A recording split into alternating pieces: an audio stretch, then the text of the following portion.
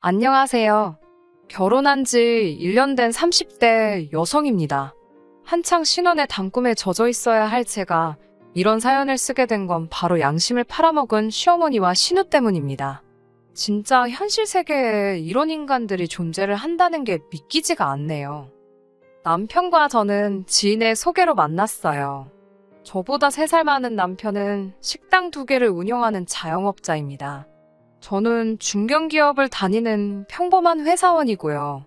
처음에는 둘 다 결혼 생각까지 하고 만난 건 아닌데 만나다 보니까 여러모로 잘 통하더라고요. 어느 순간부터 우리 둘이 결혼하면 이런 대화가 오고 가면서 언젠가 결혼하면 이 사람이랑 하겠구나 싶긴 했지요. 그리고 한 1년 반 정도 교제 후에 본격적으로 결혼 이야기가 나오기 시작했습니다. 남편의 식당은 주로 포장 손님이 많습니다. 그래도 매장 손님을 안 받을 수는 없으니까 저녁 시간에 대부분을 식당에서 보내지요. 월 매출은 두 곳 합해서 적으면 700~800 많으면 900에서 1000 사이로 법니다. 적은 수입은 아니에요. 제 경우에는 연봉은 5000대 후반으로 세금이나 이런 거 저런 거 제하고 나면 월 400 조금 넘습니다. 남편에 비하면 적은 편이지만 회사에서 주는 복지나 혜택 등을 고려하면 직장인치고는 나쁜 편은 아니에요. 결혼할 때 남편은 결혼에 쓸 수 있는 여유자금으로 1억이 있었고 저는 6천이 있었습니다. 그리고 당시 저는 보증금 3000짜리 반지하에서 전세를 살며 자취생활을 하고 있었어요. 결혼 당시 양가 도움은 받지 않았습니다. 원래는 친정에서 얼마 정도 보태주고 싶다 하셨는데 시댁에 갑자기 사정이 생겨서 하나도 도움을 받을 수 없었거든요. 남편이 시작부터 양가에서 도움을 받는 것도 내키지 않았는데 처가에서만 도움받는 건 더더욱 싫다고 했습니다. 맞사위로서 체면이 살지 않는다나요. 그때는 몰랐는데 사실은 남편이 알고 있었더라고요. 저희 부모님이 당신들 노후자금에서 얼마 정도를 땡겨서 저희를 도와주려고 하셨다는 걸요. 남편이 그걸 알고 나서 마음이 너무 불편했답니다. 그래서 자기도 사람이니까 물론 욕심이 나기는 했지만 에라 모르겠다라는 기분으로 그냥 안 받는다고 질러버렸대요.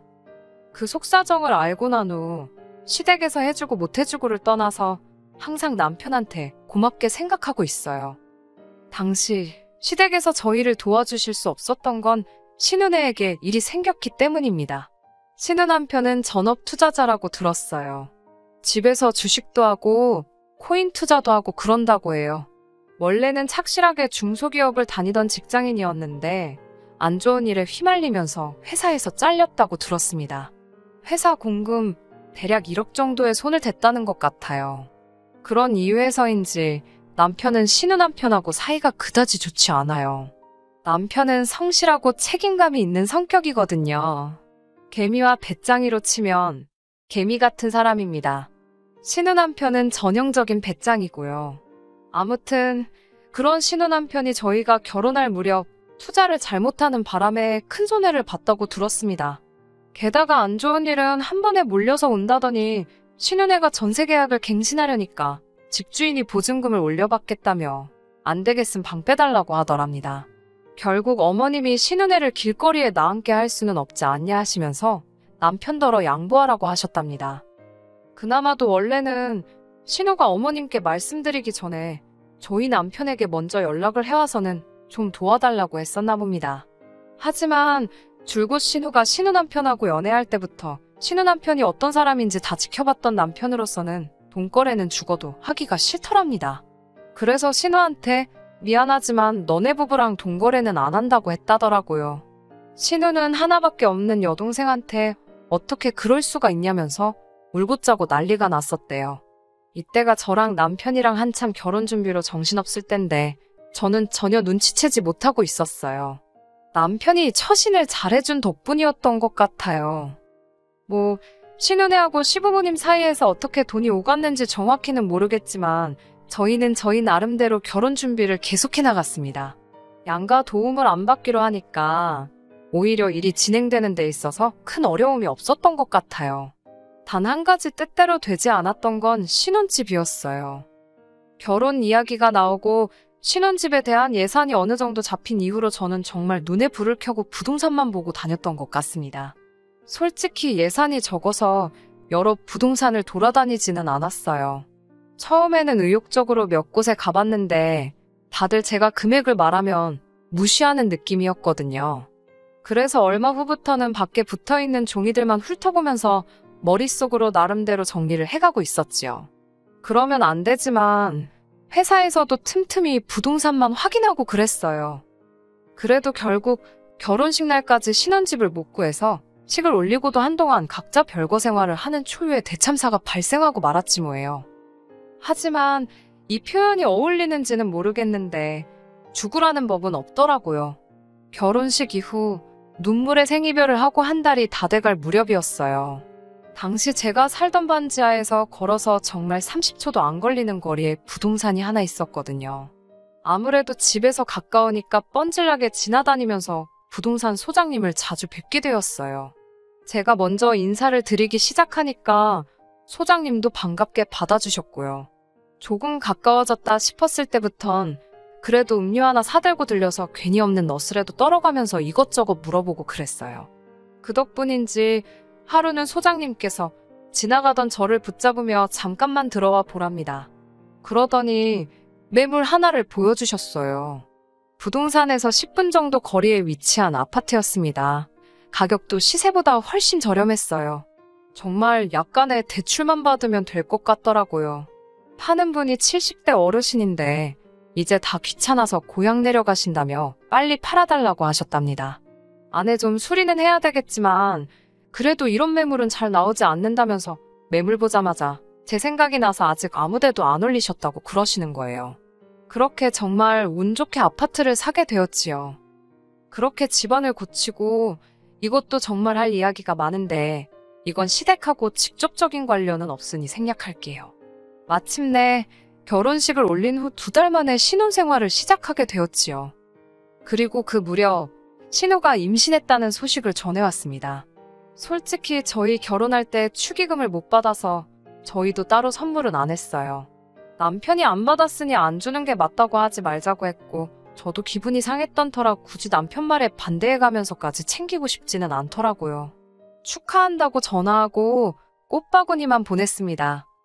아무튼 신혼집에 들어가고 일주일도 되지 않았을 시점에 신우에게 집들이 안 하냐고 연락이 왔어요. 당시 가정가구도 다 들어오질 못한 상황이라서 시간이 좀 걸릴 것 같다고 했습니다. 그러자 신우가 한다는 말이 혹시 시부모님께서 결혼할 때 도와준 거 없다고 일부러 안 부르는 거 아니냐고 그러더라고요. 제가 설마 그럴 리가 있냐면서 그리고 혹시나 해서 하는 말인데 저희 친정부모님도 아직 와보신 적 없다니까 그 말이 진짠지 아닌지는 자기가 확인할 수도 없고 알고 싶지도 않다더군요.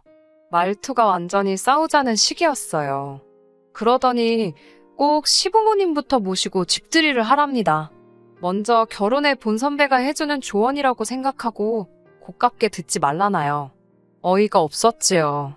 손이 신우도 아니고 심지어 나이도 저보다 어리면서 겨우 결혼 저보다 일찍 했다고 선배를 운운하다니 황당했어요.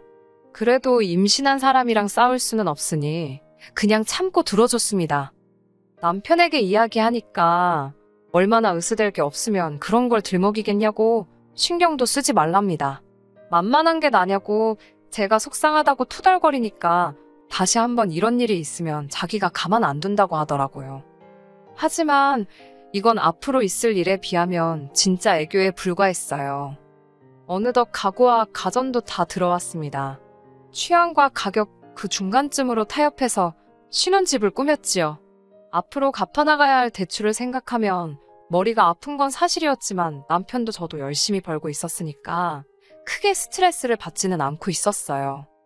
집들이를 준비하면서 남편이나 저나 맞벌이를 하다 보니 처음에는 집들이 음식을 주문하려고 했습니다. 저도 자취생활을 오래 하긴 했지만 점심은 대부분 회사에서 해결했고 저녁은 샐러드나 도시락으로 간단하게 해결하는 편이었기 때문에 요리라고 부를 만한 건 잘 못하거든요. 남편도 비슷한 상황이었어요. 요식업에 종사하고 있어도 매일같이 하는 거나 잘하는 거지 다 잘하는 건 아니라며 손사래를 치더군요. 그런데 임신 중인 신우를 생각하니까 시켜먹기가 좀 찝찝하더라고요. 혹시나 잘못 먹고 배탈이라도 나면 큰일이잖아요. 맛이 없더라도 탈이 안 나는 게 중요하다 싶었기에 죽이 되든 밥이 되든 저희가 직접 해보기로 했지요. 집들이 당일이었습니다. 제가 속물처럼 보일지도 모르겠지만 솔직히 실망했네요. 시부모님도 그렇고 신은혜도 그렇고 어쩜 그렇게도 무심할 수가 있는 건지 제가 뭐 큰 거 바란 것도 아니에요. 물론 주변 친구들은 처음에 집 샀을 때 가족들이 가전제품도 선물해주고 그러더군요. 저희 친정부모님도 저희 결혼할 때 따로 못 보태주신 게 마음에 걸리신다면서 가전 살 때 쓰라고 500만 원 주셨고요.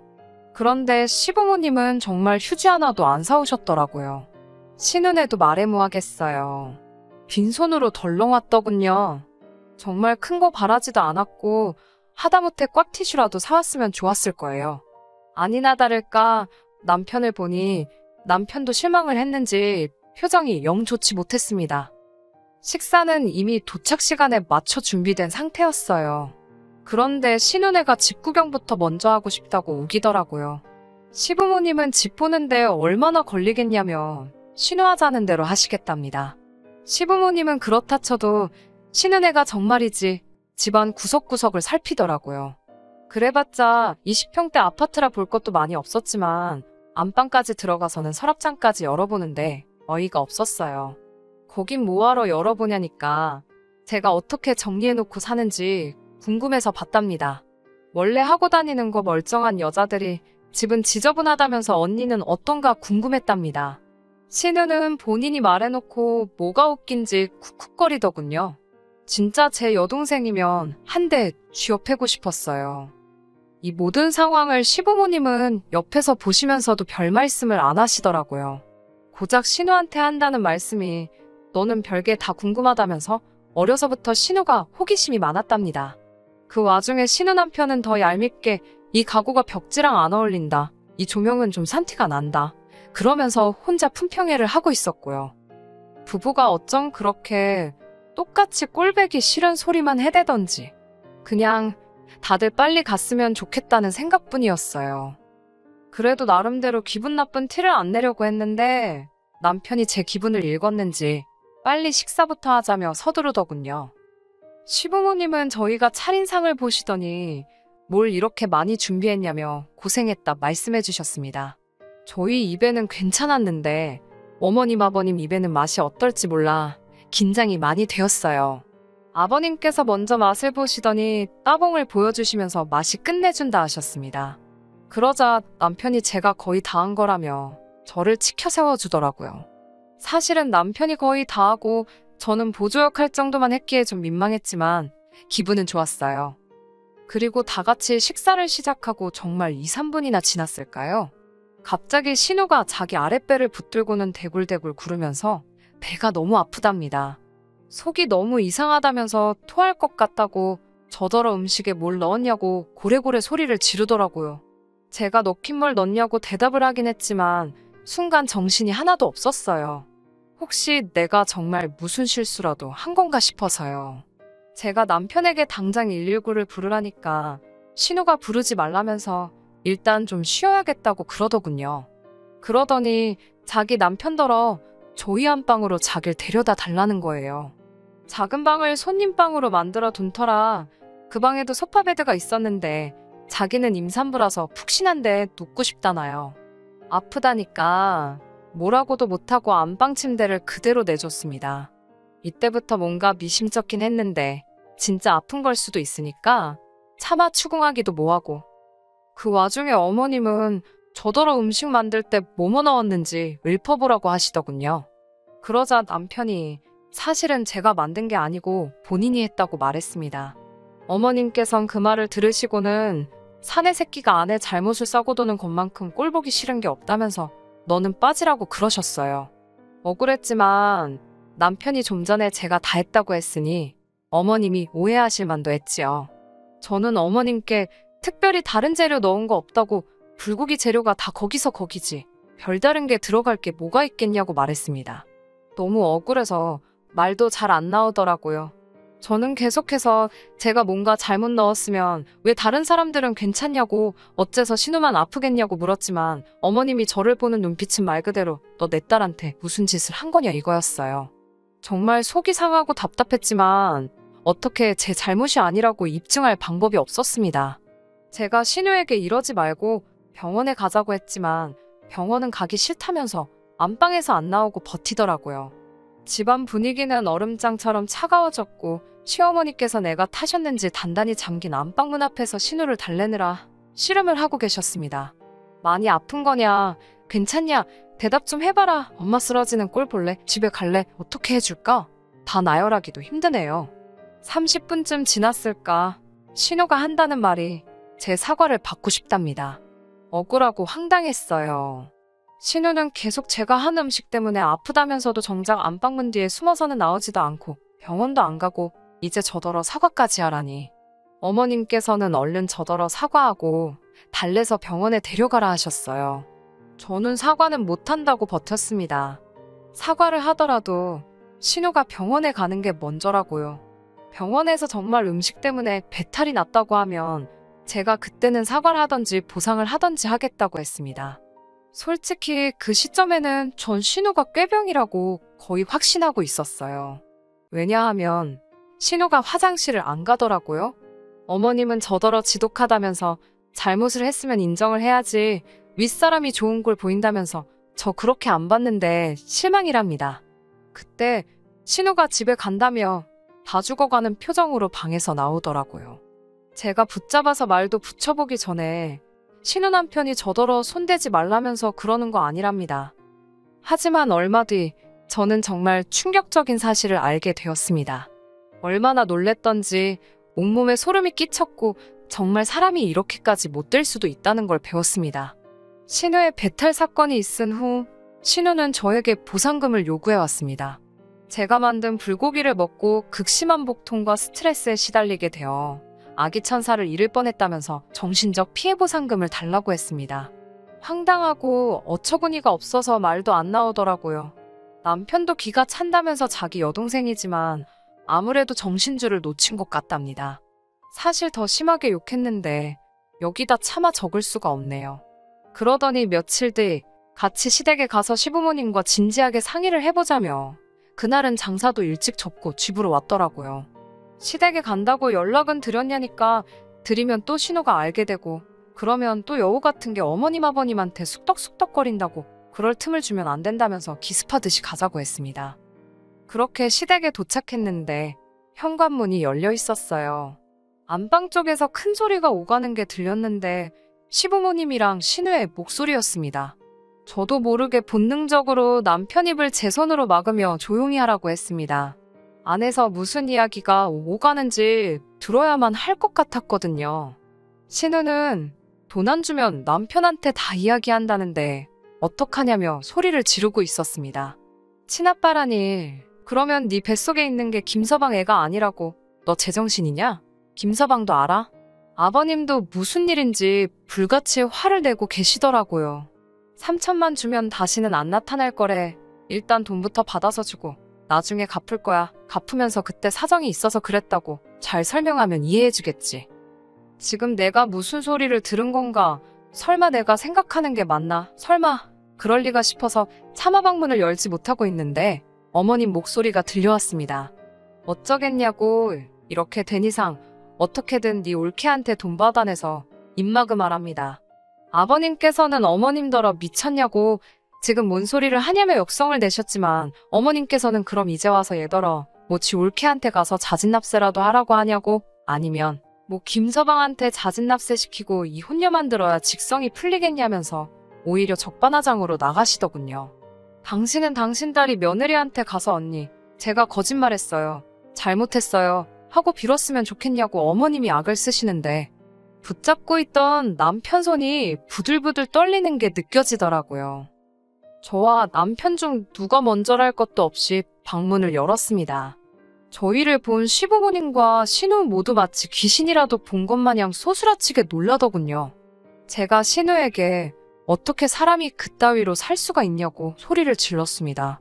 그러자 신우는 자기 애가 듣는다며 저더러 목소리를 낮추랍니다. 시어머니도 저더러 말이 너무 심한 거 아니냐며 네가 뭘 안다고 나서냐네요. 아버님께서는 집안꼴 잘 돌아간다면서 M이라는 사람이 저 따위니 딸도 저 따위로 컸다면 욕을 내뱉으시고 나가버리셨습니다. 아버님이 나가시자 남편이 갑자기 제 앞에서 무릎을 꿇더니 미안하답니다. 이런 어머니를 시어머니로 모시게 하고 이런 여동생을 신우로 만나게 해서 정말 미안하답니다. 그러면서 남편은 어머님께 정말이지 이렇게 인품도 양심도 없는 사람들이 내 가족인 게 수치스럽다면서 다시는 연락하지 말라고 하더라고요. 어머님은 어안이 벙벙한 표정으로 어떻게 그런 말을 할 수 있냐며 남편에게 따지셨지만 남편은 그 어느 때보다 냉정한 표정으로 길에서 만나도 아는 체도 하지 말라고 하더군요. 자기가 죽어도 찾아오시지 말라면서요.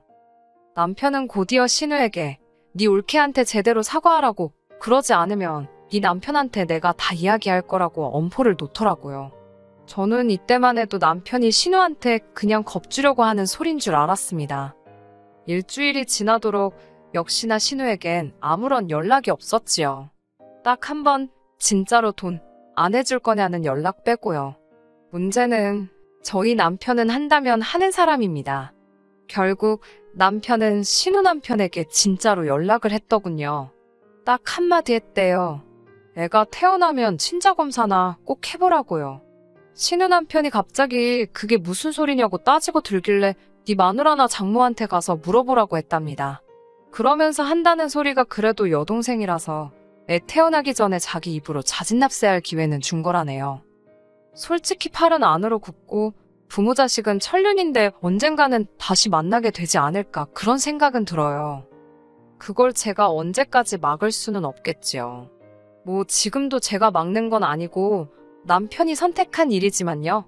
그래도 당장은 남편이 든든하게 제 편에 있어주니까 다행이다 싶습니다. 훅이라고 해야 될지는 모르겠는데 남편의 고집으로 결국 저희는 새 집에 얼마 살아보지도 못하고 이사를 했습니다. 시댁 식구들이 저희 집 주소하는 게 찝찝하다면서 남편이 이사를 강력히 주장했거든요. 지금 이사 온 곳은 시댁 식구들은 아무도 몰라요. 그리고 요 근래에는 아버님하고만 연락을 주고받으며 지내고 있습니다. 사실 그 사건 당시 아버님의 반응은 그래도 정상이셨잖아요. 그래서 아버님께 연락이 왔을 때 피할 이유가 없었습니다. 오히려 좀 반갑기도 했었어요. 아버님께서는 결혼할 때 하나도 못해준 것도 미안하고 집들이 망친 것도 미안하고 여러 가지로 마음에 걸리는 게 많으셨다면서 저희에게 800만 원을 주셨습니다. 이 큰돈이 어디서 난 거냐고 여쭈니까 시어머니랑 그날 이후로 하루가 멀다하게 싸우시다 얼마 전 홧김에 시어머니 차를 팔아버리셨대요. 그리고 신우네는 이혼하기로 했답니다. 신우가 돈을 준다 말만 하고 안 주니까 친아빠란 사람이 작정하고 나타나서는 신우 남편한테 다 불었답니다. 웃긴 건 신우 남편한테도 오래전부터 여자가 있었나 봐요. 지금 신우가 다른 남자애를 가진 게 먼저냐, 신우 남편이 여자 만난 게 먼저냐, 뭐가 더 질이 나쁘냐를 놓고 다투는 중이랍니다. 제가 보기엔 도낀 객낀인데 말이에요. 끝까지 들어주셔서 감사합니다. 오늘의 사연은 여기까지입니다. 구독과 좋아요, 알람 설정 부탁드리고 더 좋은 사연으로 다시 찾아뵙겠습니다. 감사합니다.